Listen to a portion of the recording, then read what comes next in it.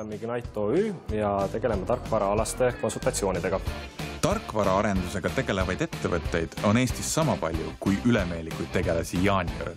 Java programmeerimisega tegelev Ignite erineb aga teistest oma töömeetodi poolest, mida nimetatakse agiilseks tarkvaraarenduseks. Kliendile tähendab see seda, et lähtutakse nende otsestest vajadustest ning töö võib võtta sootuks vähem aega ja raha, kui algselt arvatud.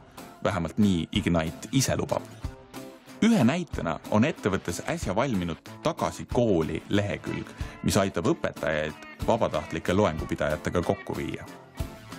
Kõige suurem raskus ja edu on selles, et kui teie saate jooksvalt oma otsused muuta ja leida parema lahenduse nagu jooksvalt koos kliendidega, mis on võib-olla isegi nagu täiesti teistsugune, täiesti erinev, aga see on just see, mida ta tahtis.